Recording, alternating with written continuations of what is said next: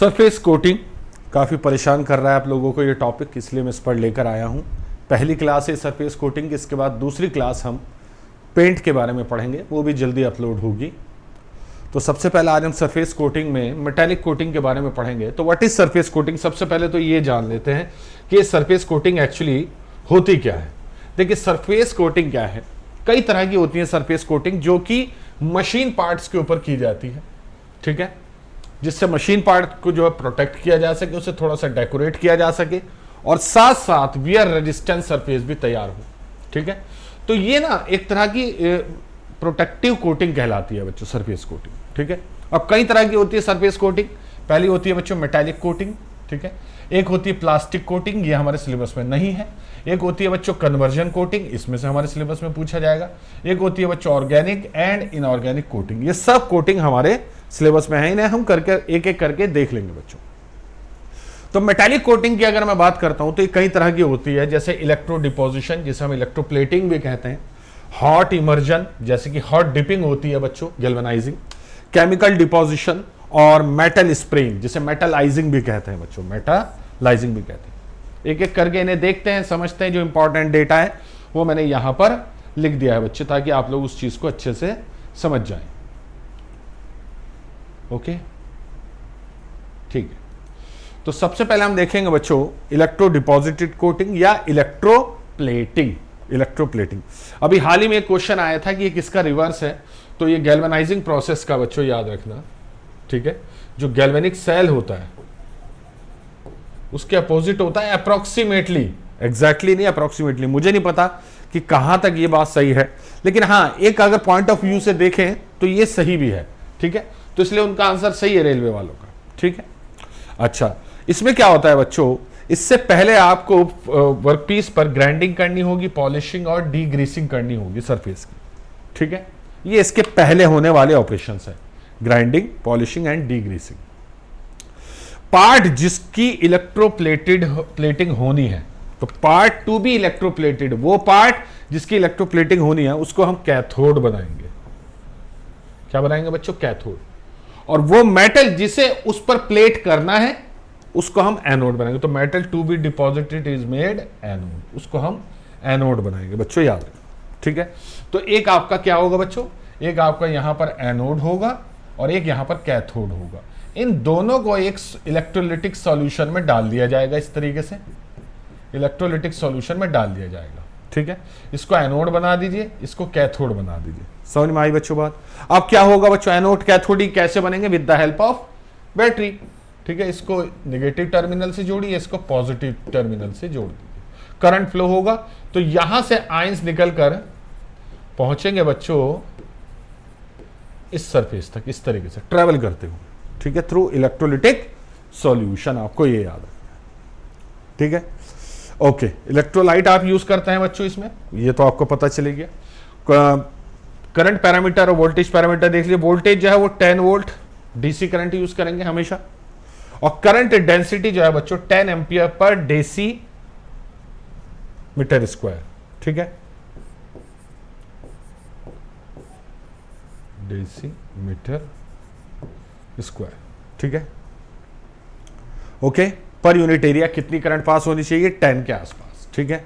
Unit ध्यान रखना है, यूनिट थोड़ी बहुत अगर मान लीजिए वो मिलीमीटर स्क्वायर में पूछता है तो आप लोग मिलीमीटर में कन्वर्ट कर लीजिएगा इसे, ठीक है। ओके, उसके बाद टाइप्स की बात करते हैं, कितनी तरह की होती है बच्चों टाइप्स, ठीक है। टाइप्स की अगर मैं बात करूं बच्चों, तो एक तो कॉपर प्लेटिंग होती है बच्चों। कॉपर प्लेटिंग क्या है बच्चों? ये मास्किंग ऑफ स्टील पार्ट्स के काम में आती है, ठीक है। ओके, हाँ, बिल्कुल ऐसे ही जैसे कार्बोनाइजेशन प्रोसेस होता है हीट ट्रीटमेंट में जो आप पढ़ते हैं बच्चों, ठीक है, बिल्कुल ऐसे ही होता है लगभग, ठीक है।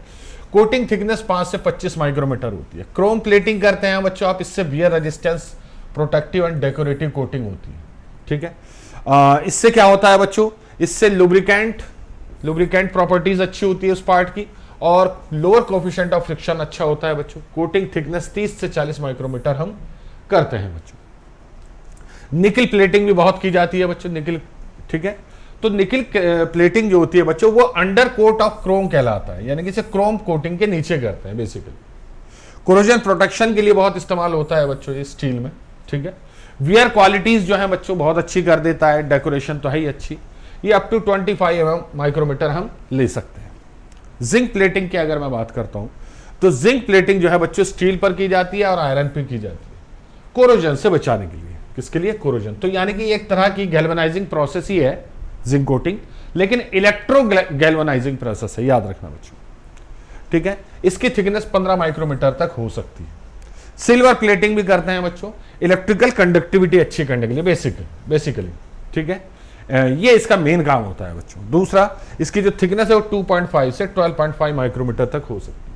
टिन प्लेटिंग भी करते हैं, स्पेशली जिसमें फूड रखा जाता है, ठीक है।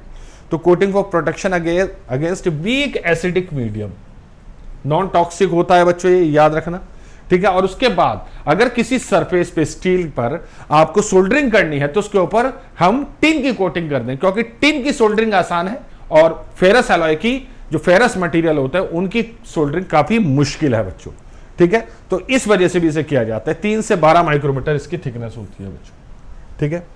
अच्छा, एक चीज होती है ब्रोटिंग, ये मैंने लिख दिया है, वैसे तो कुछ ना खास, बट याद रखना हाई हार्डनेस कोटिंग को, इलेक्ट्रोप्लेटिंग में अगर आप हाई हार्डनेस कोटिंग कर रहे हैं तो उसे ब्रोटिंग कहेंगे बच्चों। गोल्ड प्लेटिंग तो होती है, घर में मम्मी बहनें सब करवाती हैं, अपनी ज्वेलरी पर कराती हैं। इसके अलावा इलेक्ट्रिकल कॉन्टैक्ट्स पर होती है बच्चों, और इंफ्रारेड रिफ्लेक्टर जो होते हैं उन पर भी गोल्ड प्लेटिंग होती है बच्चों। ब्रास प्लेटिंग जो है बच्चों याद रखना, ये रबर और रबर जैसे जो और मटेरियल होते हैं उन पर की जाती है, ये बहुत इंपॉर्टेंट है बच्चों, याद रखना, ठीक है, उन पर की जाती है। क्लियर? ओके। अब यहां पर कुछ चीजें तो हमने देख ली बच्चों, तो याद रखना इसका प्रिंसिपल क्या है। अगर कोई आपसे पूछता है कि इसका प्रिंसिपल क्या है,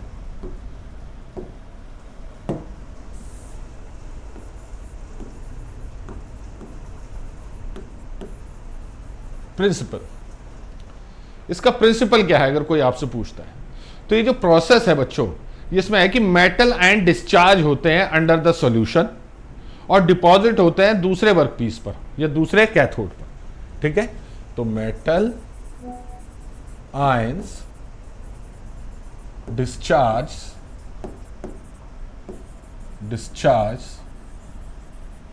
फ्रॉम कैथोड, ठीक है, from anode and deposited on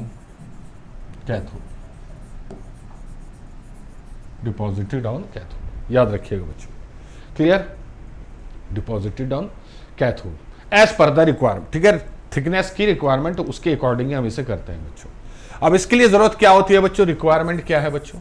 requirement क्या क्या है बच्चों इसके लिए? रिक्वायरमेंट है भैया, सीधी सी बात है, एक तो करंट आपको चाहिए, एक आपको इलेक्ट्रोलाइट चाहिए,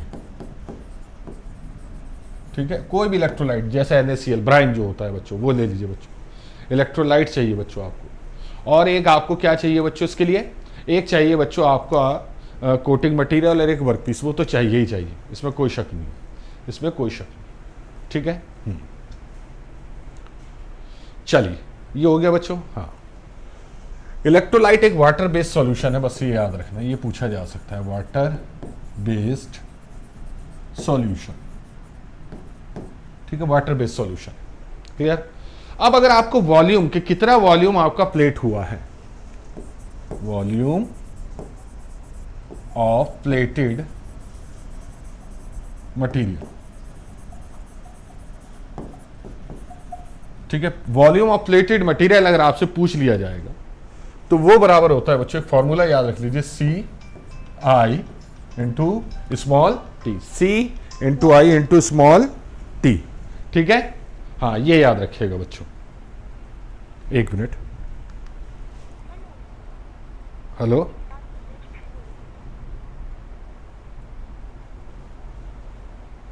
हेलो, हेलो,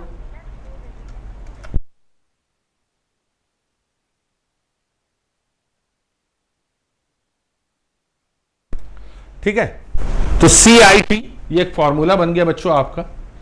तो CIT का मतलब क्या हो गया बच्चों? I क्या है बच्चों? आपका करंट है, इसमें कोई शक नहीं, करंट,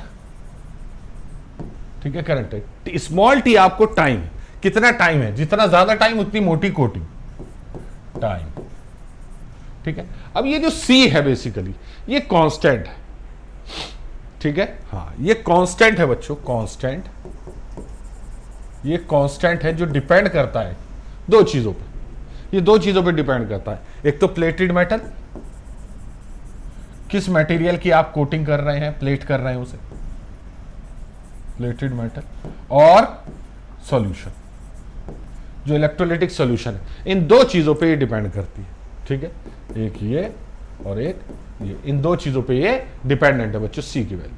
अब C की जो वैल्यू होती है बच्चों वो 0.03 से 0.1 mm, 0.032 0.1 mm³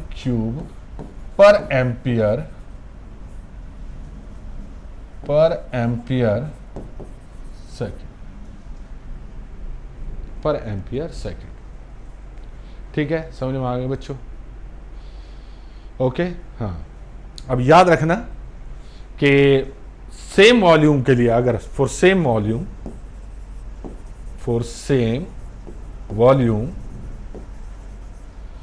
higher the surface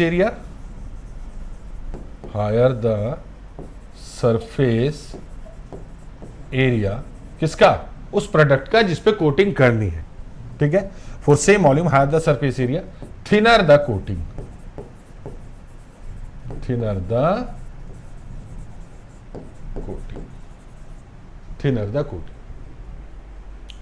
समझ में आ गई बच्चों बात? ठीक है, ये याद रखना बच्चों। ठीक, ओके, वेरी स्लो प्रोसेस, थोड़ा स्लो होता है बच्चों, वेरी स्लो प्रोसेस होता है। ये मान के चलिए कि जो थिकनेस है कोटिंग की वो 1 घंटे में लगभग 75 माइक्रोमीटर पर आवर, इतनी स्लो ही है ये पर।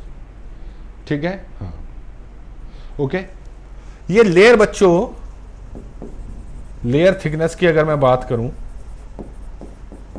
लेयर थिकनेस ये लगभग 1 से 500 माइक्रोमीटर तक लेयर की थिकनेस डिपॉजिट कर सकती है बच्चों, याद रखें।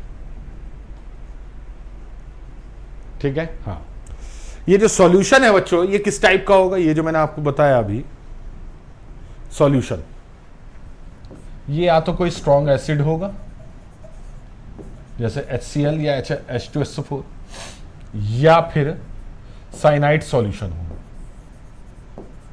साइनाइड सॉल्यूशन जैसे मैंने बताया कि उसमें होता है बच्चों। ठीक है, हीट ट्रीटमेंट में इसी टाइप से साइनाइड सॉल्यूशन हो। समझ में आ गई बच्चों बात? ठीक है, अब इलेक्ट्रोलेस प्लेटिंग होती है एक, इलेक्ट्रोलेस प्लेटिंग में क्या होता है बच्चों, याद रखना, इसमें कोई external source of electricity use नहीं किया जाता, बल्कि प्लेटिंग जो है बच्चों वो एक केमिकल रिएक्शन की मदद से आप लोग करते हैं बच्चों। इसलिए याद रखना, नॉन कंडक्टिंग मटेरियल जैसे आपका प्लास्टिक हो गया, सिरेमिक हो गया, इनमें तो करंट फ्लो नहीं हो सकता ना, इस पे कैसे करेंगे कोटिंग, तो उसमें हम इलेक्ट्रोलेस प्लेटिंग करते हैं बच्चों with the help of chemical reaction, याद रखना बच्चों। ठीक है, इलेक्ट्रोप्लेटेड पार्ट लगभग डल होते हैं बच्चों, और बहुत ही ना के, इसमें ये मान के चलो ना के बराबर मेटालिक लस्टर, एक चमक देखने को मिलती है, मेटल बिल्कुल डल होते हैं, ये पहचान होती है बच्चों। ठीक है, इलेक्ट्रोप्लेटेड। ठीक है, समझ में आ गई बच्चों बात? ठीक है, तो अब मैंने आपको कॉमन प्लेटिंग मटेरियल भी बता दिए हैं कौन कौन से हैं बच्चों। ठीक है, ये याद रखना बच्चों। क्रोमियम जो होता है बच्चों, याद रखना, क्रोमियम प्लेटिंग जो होती है, मान लीजिए कोई कंपोनेंट है, मान लीजिए ये पार्ट है, कोई पार्ट,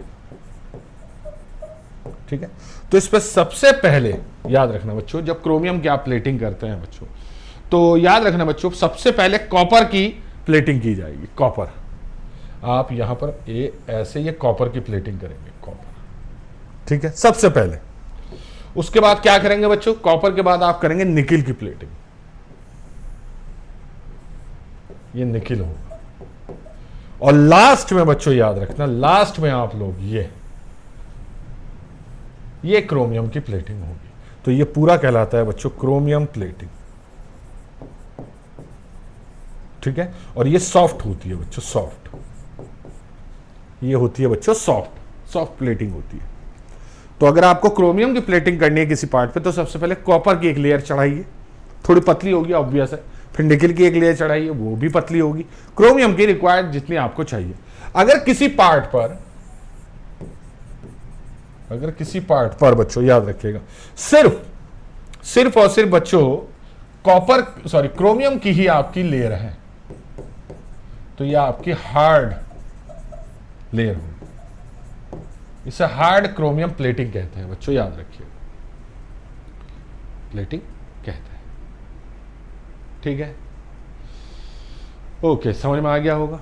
ठीक है, चलिए अब बात करते हैं बच्चों, ये तो हो गई सबसे पहले सबसे पहले हम क्या पढ़ रहे हैं बच्चों, मेटालिक कोटिंग। हम मेटालिक कोटिंग पढ़ रहे हैं बच्चों, और उसमें सबसे पहला हमारा टाइप था इलेक्ट्रोप्लेटिंग। अब दूसरा जो हमारा टाइप है बच्चों, वो है बच्चों हॉट डिपिंग। हॉट डिपिंग या तो हॉट डिपिंग कहिए या फिर हॉट इमर्जन कहिए, बात एक है बच्चों। ओके, तो हॉट डिपिंग क्या होती है बच्चों, इसमें एंटी कोरोजन कोटिंग करी जाती है बच्चों, याद रखना, anti corrosion coating by dipping them into a certain molten metal solution, एक तरह का। ठीक है, तो इसमें सबसे इंपॉर्टेंट है बच्चों जिंक कोटिंग। जिंक कोटिंग जो होती है बच्चों, इसे हम गैल्वेनाइजिंग भी कहते हैं। इसे हम क्या कहते हैं बच्चों, गैल्वेनाइजिंग भी कहते हैं, याद रखना बच्चों। तो इलेक्ट्रोकेमिकली भी की जा सकती है और डिपिंग फॉर्म में भी ओनली इन डिपिंग फॉर्म में भी की जा सकती है। ठीक है, तो इसको करने का एक तरीका तो क्या है बच्चों, इलेक्ट्रोप्लेटिंग तरीके से। ठीक है, हाँ, और हॉट डिपिंग मेथड में क्या होता है बच्चों, पार्ट को या शीट को बच्चों क्या करते हैं बच्चों, उन्हें फ्लक्स किया जाता है, उन पर फ्लक्स लगाया जाता है और फिर उन्हें इमर्स किया जाता है into A solution of zinc chloride. ठीक है, और जिंक क्लोराइड के साथ उसमें हाइड्रोक्लोराइड एसिड HCl भी होता है बच्चों। ठीक है, अब एक्स्ट्रा ना आ गया हो इसका लेयर, एक्स्ट्रा ना आ गई हो, तो क्या करते हैं, आफ्टर डिपिंग एक्सेस जिंक को हटाने के लिए बच्चों हम क्या करते हैं, आफ्टर डिपिंग इन शीट को पास करते हैं रोलर्स के थ्रू, ठीक है। तो गैल्वेनाइज्ड स्टील शीट जो होती है बच्चों, ये आजकल बहुत यूज हो रही है ऑटोमोटिव इंडस्ट्री में, याद रखना बच्चों, एक तो ऑटोमोटिव और एक अप्लायंस इंडस्ट्रीज, ये जो घरों के इक्विपमेंट्स बनते हैं बच्चों, और रूफिंग में भी काफी यूज हो रहे हैं। ठीक है, आपको पता है ये होता ही है बच्चों। ठीक है, हाँ, तो याद रखना बच्चों, जिंक की कोटिंग किस पर की जाएगी, zinc on low carbon steel sheets. Mainly तो यही काम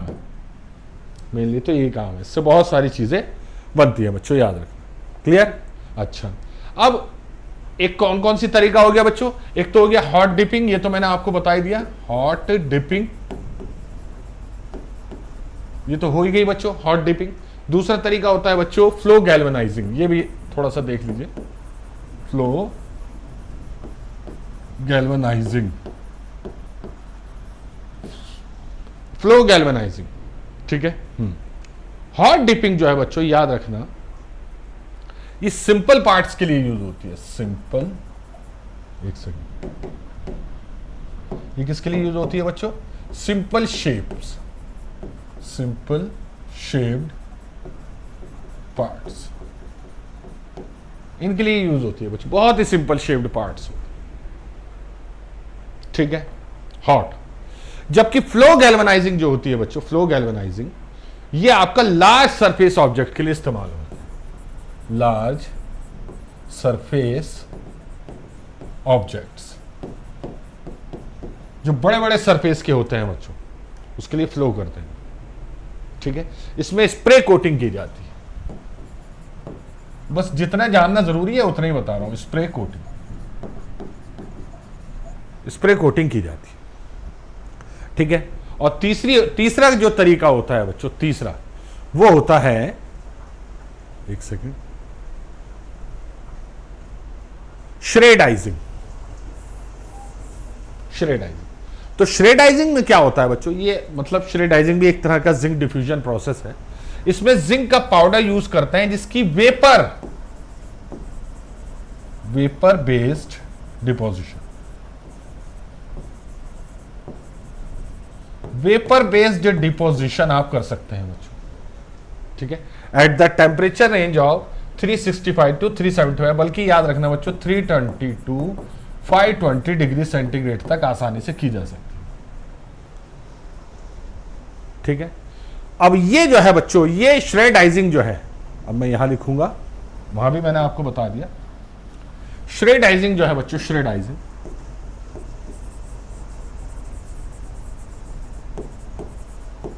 जो श्रेडाइजिंग होती है बच्चों, याद रखना, ये आपका स्मॉल और कॉम्प्लेक्स पार्ट्स के लिए होती है, स्मॉल एंड कॉम्प्लेक्स पार्ट,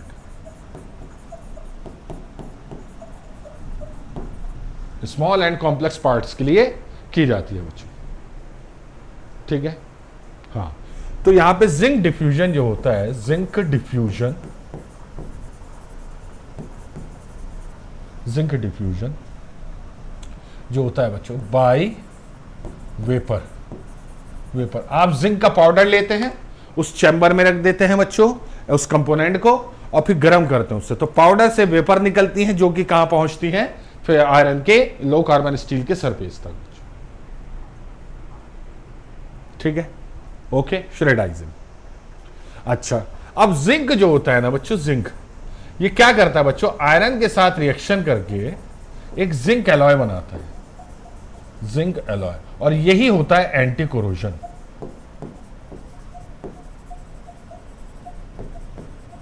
यही एंटी कोरोजन होता है बच्चों, याद है, ठीक है।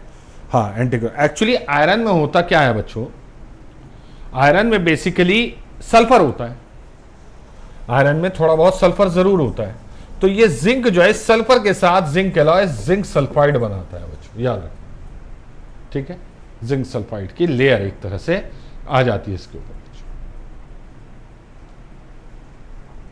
ठीक है, समझ में आ गया बच्चों, ठीक। अब कितनी हो गई बच्चों, हॉट डिपिंग दो तरह की हो गई, मेटल कोटिंग, और तीसरी पे बात करते हैं बच्चों मेटलाइजेशन, तीसरी पे क्या बात करेंगे बच्चों, मेटलाइजेशन। मेटलाइजेशन क्या होता है बच्चों, इसमें मेटल स्प्रे करते हैं बच्चों, metal spraying, molten metal with the aid of compressed air, compressed air की मदद से एक सरफेस पर मेटल, मोल्टन मेटल का स्प्रे डालते हैं बच्चों, ठीक है। तो मेटल के जो पार्टिकल्स हैं वो 100 से 150 मीटर पर सेकंड की स्पीड से स्ट्राइक करते हैं सरफेस को, और वो चिपक जाते हैं उस सरफेस के साथ, जिससे एडेशन होता है बच्चों, याद रखना, ठीक है। याद रखना ये कोटिंग पोरस होती है, यानी कि इस कोटिंग में छोटे छोटे होल रह जाते हैं अगर देखा जाए तो बच्चों, ठीक है। हाँ, लेकिन इसकी कंप्रेसिव स्ट्रेंथ बहुत हाई होती है, very high compressive strength, but brittle होगी, याद रखना, ब्रिटल होगी बच्चों। कोटिंग थिकनेस जो है बच्चों, ये मान के चलिए आपकी लगभग कुछ माइक्रोमीटर से 3 से 4 ये मैक्सिमम थिकनेस है जो आप इससे अचीव कर सकते हैं, मैक्सिमम थिकनेस आप इससे अचीव कर सकते हैं बच्चों, याद रखें।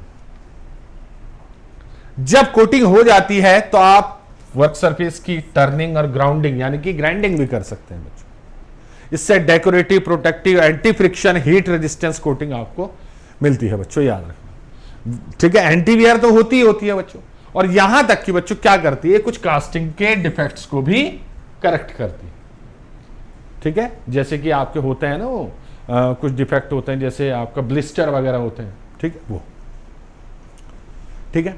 तो ऑक्सीजन एसिटिलीन फ्लेम हम यूज करते हैं, गैस फ्लेम, गैस फ्लेम आप यूज करते हैं ऑक्सीजन एसिटिलीन, तो उसे गैस मेटलाइजेशन कहते हैं, ठीक है। या फिर इलेक्ट्रिक आर्क की मदद से भी आप मेटल को मेल्ट कर सकते हैं, उसे कहते हैं इलेक्ट्रोमेटलाइजेशन।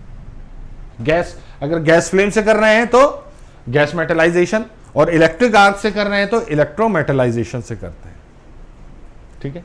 अब इनिशियल जो मटेरियल है वो मेटल वायर भी हो सकता है और पाउडर भी हो सकता है, याद रखना बच्चों, पाउडर भी हो सकता है, ठीक है, ये लिखा है यहां पाउडर।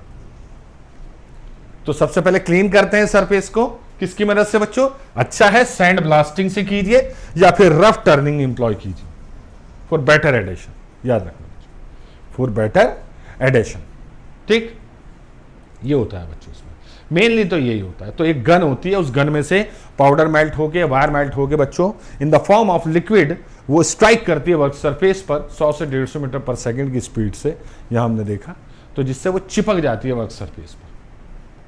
ठीक है, हाँ ओके। ये जो पाउडर वाला केस है, पाउडर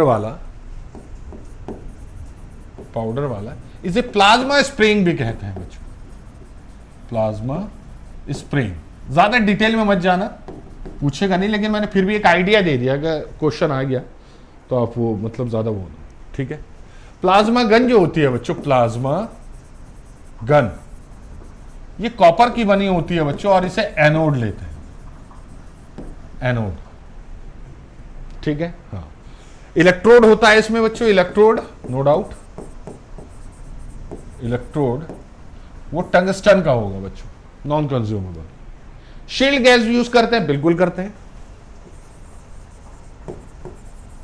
शील्ड गैस बिल्कुल करते हैं, आर्गन।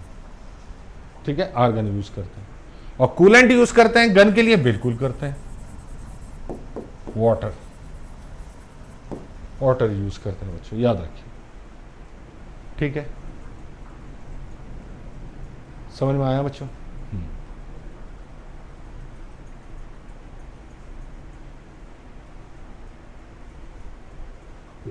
ठीक है, हाँ। अच्छा, एक चीज मैं भूल गया बताना आपको, हॉट डिपिंग में क्या होता है बच्चों, कि हॉट डिपिंग में बेसिकली थिकनेस नहीं बताते। Hot dipping specification, layer is specified by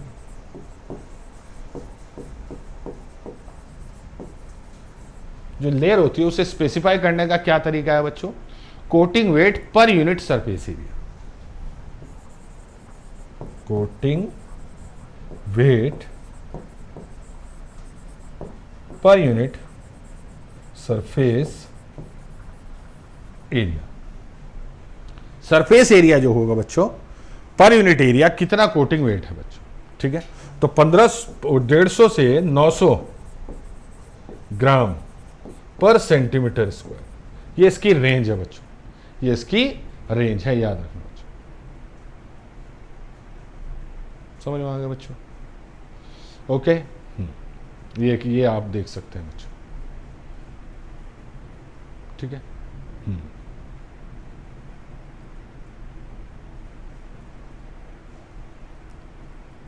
ठीक है। क्या जिंक की ही सिर्फ हॉट डिपिंग की जाती है? क्वेश्चन ये पूछा जा सकता है, क्या जिंक की ही हॉट डिपिंग की जा सकती है? नहीं, hot dipping can be done of, hot dipping can be done of aluminium की भी की जा सकती है बच्चों, एल्यूमिनियम की भी की जा सकती है, जिंक तो है ही, और टिन की भी की जा सकती है, ऐसा टिन की भी की जा सकती है, लेड की भी की जा सकती है, बट कॉमनली जिंक की ही करते हैं, क्योंकि फेरस मटेरियल पे जिंक ही ज्यादा सुटेबल। ठीक है, ओके, आगे बढ़ते हैं। आगे क्या है बच्चों? सीमेंटेशन। ये सीमेंटेशन क्या होता है? सीमेंटेशन भी बच्चों एक मेटालिक कोटिंग ही है बच्चों, याद रखना। और ये बिल्कुल ऐसा है जैसे कि पैक कार्बोराइजिंग प्रोसेस होता है बच्चों, पैक कार्बोराइजिंग, यानी कि किसी को, जैसे पैक कार्बोराइजिंग में क्या करते हैं हीट ट्रीटमेंट में, कि हम वो रख के अपना कंपोनेंट फेरस अलॉय का, और कार्बन की प्रेजेंस में, कोक, चारकोल, इनकी प्रेजेंस में हीट अप करते हैं पर्टिकुलर टेम्परेचर 890 तक, है ना। तो क्लोज कंटेनर में हीट किया जाएगा विद सुटेबल मेटल पाउडर। बस जिस मेटल पाउडर की कोटिंग करनी है उस मेटल पाउडर को लीजिए, उसे कंटेनर में बंद कीजिए वर्क पीस के साथ, और उसे हीट अप कीजिए बच्चों। ठीक है, हाँ। बस होता क्या है बच्चों, एक थोड़ा सा फर्क यह है बच्चों कि पैक कार्बोराइजिंग में जो अपर लेयर होती है कंपोनेंट, उसका केमिकल कंपोजिशन नहीं बदलता, यहां बदल जाता है। यानी कि जो हीट ट्रीटमेंट है उसमें सरफेस का केमिकल कंपोजिशन नहीं बदलता, लेयर आती है सिर्फ, जबकि यहां पर एलॉय बनता है बच्चों। ये सबसे बड़ा फर्क है बच्चों, यहां पर एलॉय बनता है बच्चों, याद रखना। तो पाउडर आपका जिंक का भी हो सकता है, एल्यूमिनियम का भी, क्रोमियम का भी, कई चीजों का हो सकता है, याद रखना। अब इसके कई वेरिएशन प्रोसेस हैं, इसके कई वेरिएशन है, जैसे श्रेडाइजिंग। अभी श्रेडाइजिंग हमने किसका पढ़ा था बच्चों? हमने पढ़ा था बच्चों जिंक का। जिंक के लिए आप श्रेडाइजिंग कर सकते हैं। एक होता है बच्चों कैलोराइजिंग। कैलोराइजिंग में बच्चों याद रखना एल्यूमिनियम पाउडर, एल्यूमिनियम ऑक्साइड और एल्यूमिनियम क्लोराइड के पाउडर को मिक्स करके रखा जाता है बच्चों। 850 से 920 डिग्री सेंटीग्रेड तक गर्म करते हैं इन ए नॉन ऑक्सीडाइजिंग एटमॉस्फेयर। अब चाहे इनर्ट गैस लगाओ या वैक्यूम बनाओ, ठीक है। ये भी आयरन और स्टील को प्रोटेक्ट करता है हाई टेम्परेचर ऑक्सीडेशन पे, यानी कि अगर high temperature oxidation resistant layer आपको चाहिए तब आपको ये करना पड़ेगा बच्चों। एक होता है बच्चों क्रोमाइजिंग। क्रोमाइजिंग में क्या होता है बच्चों? क्रोमाइजिंग में क्या होता है कि पाउडर ऑफ क्रोमियम यूज करते हैं बच्चों। ये भी आपका आयरन और स्टील के लिए होता है। बॉक्स में बंद करा, 800 से 1050 डिग्री सेंटीग्रेड तक गर्म करा बच्चों। तो इसमें याद रखना powder is of ferrochromium is in granular form, या फिर क्या करते हैं बच्चों ferrochromium with ammonium iodide and non vitrified kaolin. Kaolin एक मिट्टी होती है बच्चों, याद रखना। तो या तो क्या होता है पाउडर लेते हैं बच्चों फेरोक्रोमियम का ग्रेनुलर फॉर्म में, या फिर फेरोक्रोमियम के साथ अमोनियम आयोडाइड भी मिला देते हैं और काओलिन एक मिट्टी भी मिला देते हैं नॉन विट्रीफाइड। ये किस किस पे की जाती है क्रोमाइजिंग बच्चों? टैप्स पे, डाइस पे, फाइल्स पे, हैक्सॉ पे, बैंडसॉ। तो आप देख रहे हैं ज्यादा कटिंग टूल्स जो है बच्चों मशीनिंग में, वहां पर आप इसे इस्तेमाल करते हैं। इससे हाईली कोरोजन रेजिस्टेंट और हाई टेम्परेचर रेजिस्टेंट बहुत बढ़िया होता है बच्चों। किससे? क्रोमाइजिंग से, ठीक है। ओके, ठीक है, क्रोमाइजिंग से।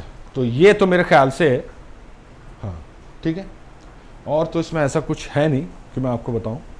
कन्वर्जन कोटिंग, अब देखिए हमने मेटालिक कोटिंग पढ़ लिया, अब हम देखेंगे बच्चों कन्वर्जन कोटिंग कौन सी होती है, ठीक है। अब हम या तो किसी केमिकल या इलेक्ट्रोकेमिकल रिएक्शन की मदद से एक मटेरियल को दूसरे मटेरियल पे डिपॉजिट करते हैं, ठीक है। हाँ, किस किस पर स्पेशली हम करते हैं? Many metal particularly steel, aluminium and zinc can be conversion coated. इन पर ये कन्वर्जन कोटिंग की जाती है। तो डीग्रीसिंग और क्लीनिंग कीजिए बच्चों एल्कलाई सॉल्यूशन में, या तो उसके बाद पार्ट को एक एसिड बाथ में थोड़ी देर के लिए छोड़ दीजिए बच्चों, जैसे क्रोमेट, ठीक है। जैसे क्रोमेट कोटिंग में हम क्या करते हैं बच्चों? क्रोमिक एसिड बाथ यूज करते हैं। तो एक सुटेबल आप एसिड लेके उसके अंदर उस पार्ट को रख के छोड़ देंगे, ठीक है। अब इससे क्या क्या मिलता है बच्चों? कोरोजन प्रोटेक्शन मिलता है बच्चों। प्री पेंटिंग, एक तरह से ये प्रिपरेटरी ऑपरेशन है पेंटिंग से पहले, ठीक है। डेकोरेटिव फिनिश भी इससे मिल सकती है बच्चों। अब कन्वर्जन कोटिंग जो होती है बच्चों, ये कई तरह की होती है बच्चों, ठीक है। ये कई तरह की होती है बच्चों, ठीक है। कौन सी? Phosphate coating. फॉस्फेट कोटिंग ये स्टील के लिए किया जाता है बच्चों as a preparation for painting, adhesive bonding और rust proofing. Also reduce wear on the sliding surface and facilitate cold working of iron and steel. ये सारे इसके फायदे हैं। स्टील के लिए की जाती है पेंटिंग से पहले, एडेसिव बॉन्डिंग करना है उससे पहले, रस्ट प्रूफिंग करना है वहां पर। और इसके अलावा बच्चों ये वियर घटाता है स्लाइडिंग सरफेस के लिए और कोल्ड वर्किंग में मदद करता है। कोल्ड वर्किंग अच्छी करता है बच्चों आयरन और स्टील की, ठीक है। तो केमिकली एक प्रोटेक्टिव फिल्म बनती है बच्चों, ठीक है, जिसके अंदर क्या होता है बच्चों? Ferrous insoluble crystalline phosphate. किसके फॉस्फेट? मैग्नीज के या फेरम के। यानी कि मैग्नीज और फेरम के फॉस्फेट होते हैं बच्चों, इनके क्रिस्टल्स होते हैं जो कि इस कोटिंग में पाए जाते हैं। अब ये फेरस में घुलते नहीं है, इनसॉल्युबल है बच्चों, याद रखें इनसॉल्युबल है। आप मैग्नीज और फेरम की जगह फेरम और जिंक भी इस्तेमाल कर सकते हैं बच्चों, ठीक है। हाँ, उसके बाद फॉस्फोरिक एसिड लेते हैं क्योंकि आपका नाम ही फॉस्फेट कोटिंग, ठीक है। हाँ, फॉस्फेट कोटिंग जो है ना बच्चों, याद रखना, जो आपके ये जो वो होते हैं आपके इलेक्ट्रिक मोटर्स, ट्रांसफार्मर, इनकी लेमिनेशंस पर की जाती है बच्चों, याद रखना, इलेक्ट्रिकल रेजिस्टेंस को बढ़ाने के लिए, ठीक है, अप्लाई करने के लिए, ठीक है। 2 से 15 माइक्रोमीटर थिक हो सकती है बच्चों, ये याद रखना, ठीक है। अब याद रखना ये जो प्रोसेस है थिन को, अगर इसकी थिन कोटिंग, अगर फॉस्फेट कोटिंग थिन है तो उसे बॉन्डराइजिंग कहते हैं। क्या कहते हैं बच्चों? बॉन्डराइजिंग। अगर इसकी थिकनेस कम है तो उसे बॉन्डराइजिंग कहते हैं बच्चों। 2 से 6 mm, 2 से 6 या 7 माइक्रोमीटर तक।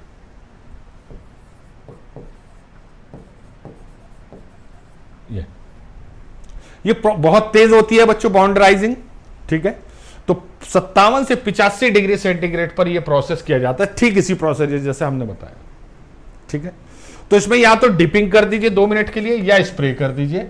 65 से 85 डिग्री सेंटीग्रेड पर। स्प्रेइंग का टेम्परेचर अलग है, डिपिंग का टेम्परेचर अलग है, you can notice, but higher temperature लगभग सेम 80 डिग्री के आसपास ही करते हैं बच्चों, याद है। अब ये ऑटोमोटिव और इलेक्ट्रिकल अप्लायंसेज में बड़ा यूज की जाती है बच्चों, car body, bicycle, washing machine, refrigerator, इसके जैसे बच्चों, याद रखना, ठीक है। और बॉन्डराइजिंग करने के बाद जब आप पेंट करते हैं किसी चीज पे तो उसकी बहुत ही अच्छी ड्यूरेबिलिटी हो जाती है, क्वालिटी बहुत अच्छी हो जाती है, याद रखना बच्चों, बहुत ही अच्छी हो जाती है, ठीक है। हाँ, तो ये क्या था बच्चों आपका, ये बच्चों कन्वर्जन कोटिंग में फॉस्फेट कोटिंग हमने पढ़ी है बच्चों, फॉस्फेट कोटिंग, कन्वर्जन कोटिंग, ठीक है।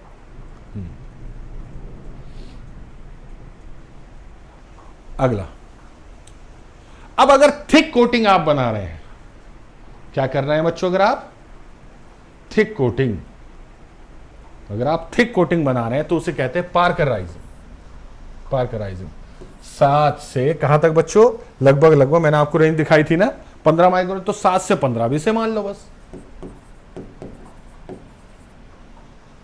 इसमें कुछ स्टेप्स है, सबसे पहले क्लीन और रिंस कीजिए कंपोनेंट को वाटर से, फिर डिप कीजिए एक बाथ में जिसमें सॉल्यूशन होगा, ठीक है, या तो पाउडर या लिक्विड केमिकल होगा, वाटर के साथ 65 टू 90 डिग्री सेंटीग्रेड फॉर 5 से 60 मिनट तक, 5 मिनट से 60 मिनट तक। उसके बाद फिर से पानी से धोइए बच्चों और इसे सुखा लीजिए बच्चों, सुखा लीजिए बच्चों, वाटर स्टेन, ठीक है। फिर उसके बाद ड्राइंग और वाटर स्टेनिंग कीजिए। उसके बाद to get black finish by dipping in staining solution and then drying, एक स्टेनिंग सॉल्यूशन आता है, उससे ब्लैक कलर की लेयर आपको या ब्लैक कलर की फिनिश आपको मिल जाती है उस कंपोनेंट पर, ठीक है। उसके बाद ऑयल अप्लाई किया जाता है बच्चों सरफेस पर, ये nut bolt washer small coating इसमें इस्तेमाल की जाती है बच्चों, याद है, ठीक है।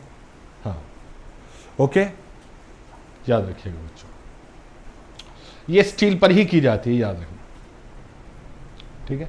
हाँ, ये एक तरह का प्राइमर है, ये एक तरह का बच्चों प्राइमर है बिफोर पेंट और इनेमल। पेंट और इनेमल करने से पहले एक तरह का ये क्या, किस चीज का काम होता है बच्चों, ये, ठीक है। किस सॉल्यूशन में डिप करते हैं बच्चों स्टील को, किस सॉल्यूशन में, ये बात किस चीज का होता है, ये होता है बच्चों मैग्नीज डाइहाइड्रोजन फॉस्फेट, ये बात जो होता है ये होता है बच्चों मैग्नीज, ठीक है, manganese dihydrogen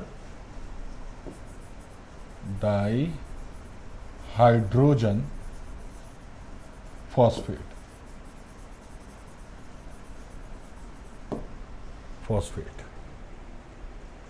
manganese dihydrogen phosphate का सॉल्यूशन होता है बच्चों, याद है, ठीक है।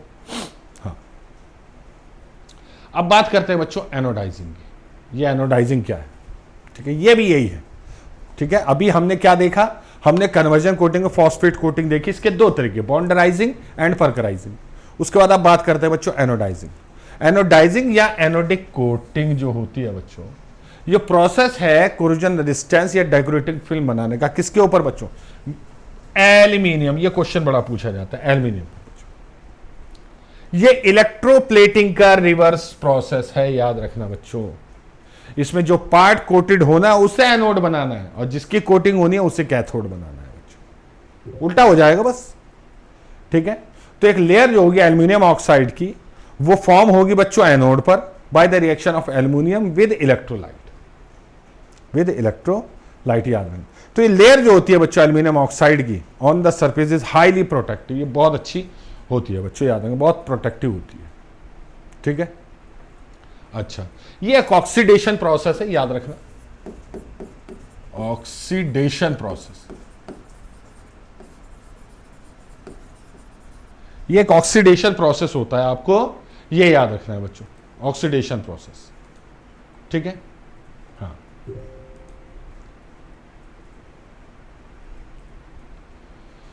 ओके, हाँ, ये एक ऑक्सीडेशन प्रोसेस होता है प्यारे बच्चों, और ठीक है, ठीक। तो इसमें एनोडिक ऑक्सीडेशन होता है बच्चों, ये भी याद रखना, एनोडिक ऑक्सीडेशन, एनोडिक ऑक्सीडेशन होता है, ठीक है। वर्क सरफेस हार्डनेस इंक्रीज होती है, surface hardness increases, surface hardness जो होती है वो काफी इंक्रीज होती है बच्चे, याद रखें, ठीक है, इंक्रीज होती है। ओके, इसमें एब्जॉर्प्शन ऑफ ऑक्सीजन भी होता है बच्चों, ये भी याद रखना, एब्जॉर्प्शन ऑफ ऑक्सीजन। नोटिस कीजिएगा जो क्वेश्चन आए थे ना आपके, वो बहुत बेसिक आए थे। अब वो ऐसे आए थे, इनमें से ये था ना कि गैल्वेनिक सेल का ठीक उल्टा है इलेक्ट्रोप्लेटिंग, ये तो किसी भी कहीं पे भी आपको लिखा हुआ नहीं मिलेगा। तो ये तो बस एक जनरल साइंस और इंजीनियरिंग मिला के एक क्वेश्चन पूछ लिया था, अदरवाइज क्वेश्चन सिंपल आया था बच्चों, ठीक है, सिंपल आया था बच्चों, ठीक है। ओके, तो अब्जॉर्प्शन ऑफ ऑक्सीजन होता है from acid bath, from acid bath, acid bath से ऑक्सीजन का वो होता है बच्चों, ठीक है। हाँ, इसमें हम कलर्ड भी कर सकते हैं बच्चों, कलर्ड सरफेस। एनोडाइजिंग में हम एल्यूमिनियम सरफेस पर डिफरेंट टाइप्स के कलर्स भी आपका वो कर सकते हैं बच्चों, ठीक है। तो ये होती है बच्चों आपकी बेसिकली एनोडाइजिंग। अब नोटिस कीजिएगा बच्चों, नोटिस कीजिएगा, एनोडाइजिंग जो होती है बच्चों वो दो प्रोसेस उसके लिए इस्तेमाल किए जाते हैं। पहला कहलाता है बच्चों क्रोमिक एसिड प्रोसेस, ठीक, एक होता है बच्चों sulphuric acid process. Chromic acid process में 3% क्रोमिक एसिड लिया जाता है बच्चों, ठीक है, इलेक्ट्रोलिटिक, और इसका टेम्परेचर लगभग 38 डिग्री सेंटीग्रेड रखा जाता है। अब ये उन एल्यूमिनियम के लिए है जिनमें कॉपर तो 5% से ज्यादा ना हो और टोटल एलाइन कंटेंट 7.5% से ज्यादा ना हो। यानी कि अगर कोई ऐसा एल्यूमिनियम है जिसमें 5% से ज्यादा कॉपर नहीं है और 7.5% से ज्यादा टोटल कॉपर समेत एलॉय नहीं है, तब हम आप इसका इस्तेमाल करते हैं बच्चों। इससे लाइट ग्रे कलर मिलता है बच्चों, ऑटोमेटिक लाइट ग्रे कलर मिलता है। जबकि सल्फ्यूरिक एसिड प्रोसेस में क्या होता है बच्चों, 15 से 25% सॉल्यूशन लेते हैं सल्फ्यूरिक एसिड का इसका, ठीक है। और ये क्या है बच्चों, ये आपका बच्चों 5% से ज्यादा कॉपर वाले एल्यूमिनियम और 7.5% से ज्यादा जो आपके वो हैं एलॉइंग कंटेंट, उनसे ज्यादा जो है अगर अवेलेबल एल्यूमिनियम में, तब वहां इस्तेमाल करते हैं, ठीक है। इसमें लाइट येलो कलर का भी आप इस्तेमाल, इसमें लाइट येलो कलर आता है आफ्टर फिनिशिंग बच्चों, आफ्टर फिनिशिंग बच्चों, ठीक है। अब ये याद रखना बच्चों, ये एनोडाइजिंग जो है उन पार्ट्स के लिए नहीं है जिनमें ज्वाइंट और रेसिस पाए जाते हैं, ये तो कंप्लीट पार्ट के लिए ही सही रहता है बच्चों, वरना सॉल्यूशन वहां रह जाएगा बच्चों, ठीक है। कोटिंग रेंज जो है बच्चों वो आपका 5 माइक्रोमीटर से 7.5 माइक्रोमीटर लेयर थिकनेस मिलती, ठीक है। बाकी ऑक्सैलिक एसिड और बोरिक एसिड का भी आप इस्तेमाल कर सकते हैं। ऑक्सैलिक एसिड वही जो मैंने लिखा था वहां पर। अब इसके क्या क्या स्टेप्स है बच्चों, सबसे पहले डीग्रीज, फिर रिंस करेंगे, फिर क्लीन करेंगे एल्कलाइज सॉल्यूशन में, फिर रिंस करेंगे बच्चों, फिर अप्लाई करेंगे आपकी क्या एनोडिक कोटिंग 3 से 10% ऑफ क्रोमिक एसिड से, ठीक है। जो भी है इन दोनों में से जो भी यूज करोगे, तीनों में से जो मैंने लिखवाए आपको, उसके बाद रिंस करोगे, फिर ड्राई करोगे बच्चों, ठीक है, फिर ड्राई करोगे। तो मेटालिक कोटिंग हो गई बच्चों, कन्वर्जन कोटिंग हो गई। अब आपकी बचती है बच्चों मेन जो इंपॉर्टेंट है बच्चों, वो है बच्चों ऑर्गेनिक कोटिंग, जिसमें हमें पेंट देखना है। तो नेक्स्ट क्लास में मैं आप लोगों के सामने वो भी लेकर आऊंगा। आज के लिए इतना ही, मिलेंगे नेक्स्ट सेशन में किसी और टॉपिक के साथ। तब तक के लिए thank you very much and all the very best.